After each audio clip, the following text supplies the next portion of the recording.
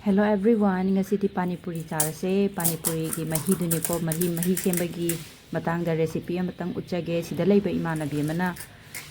Pani Puri sembase pani se kamaina semge jmana moi da chappa kanda taglak pane ko mayam yengminasi ko Pani Puri se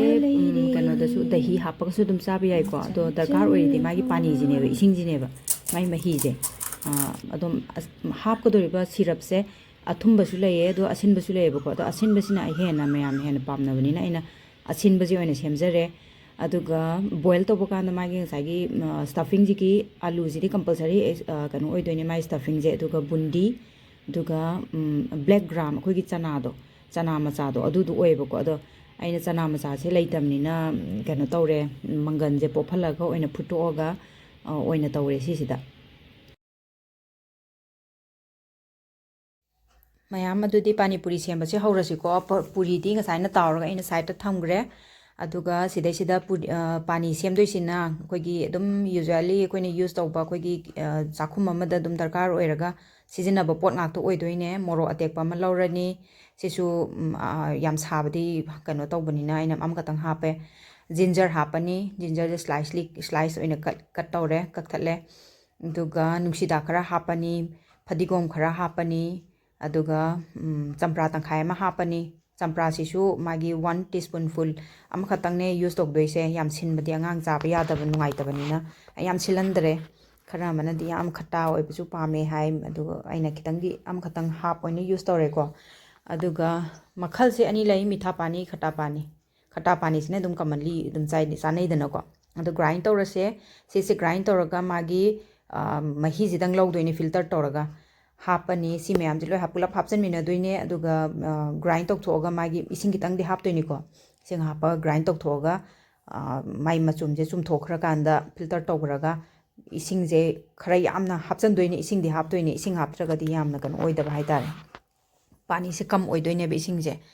aduna grind tok birani si se phajana moro tekpa je hapsen birani ginger du hapsen birani aduga sumaina grind tok birani mahi se koina mahi sida koina haptoi je Pani Puri masala chaat masala aduga nimbu aduga thum kharaga hapani aduga maje dissolve tongnaba ngasagi hapiba ingredients sing se phajana stir toraga dissolve tongnana ba phajana otpirani the ising sidi yam hapatare ising sidi mai darkar yam oibanina sigi sida ising se khara yam hapirani sidi huren pura thakpaga chamana doine ba sidai sida ne ba yam dip toraga charaka doise adana sumaina hapire yam lai banida sembada do mapanda cha doi sorpudi yumda khoina sumaina semjaraga chabana di phare ana khalle angangai bijabada su ko yam healthy oire dana side mapanda tobudi di khoina urubana tabanina kamaina semi moi mahi do khangbana te dana aduga sabi bas maina the boil toraga kanoni ko mayam di dum chikpi sijinai koigi hawai chana do ada chana do leitadana sida oina sigi mangan pophala tawre dahi si su am hawbuni ko smaina am tang yengbiune stuffing da alu hapo aduga maina saigi keno do hapaga bundi je hapaga ne dahi do torogam da chabi yo yam hawbune si se mahi yawdabi sigi mahi se yawdabi da yam hawbune tang yengbiyo do stuffing sembe gi si su ai nong matum ai mayam da shorts da ucharakke adum yam larbani ko do sigi puchka pani puri si su ne ko adum koina ready made yon ba packet ki dune ado hai ke si made ina hoba do asi su ai dum try tor ke marak ta yenga timing yenga ado sumaina semaga anga je dum marak ta pizza be yaida mapan da stall da chalaga charu ba hai se khoin uru bana tabani na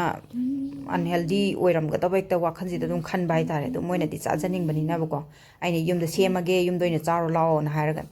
pura aga ina yum da semane thank you for watching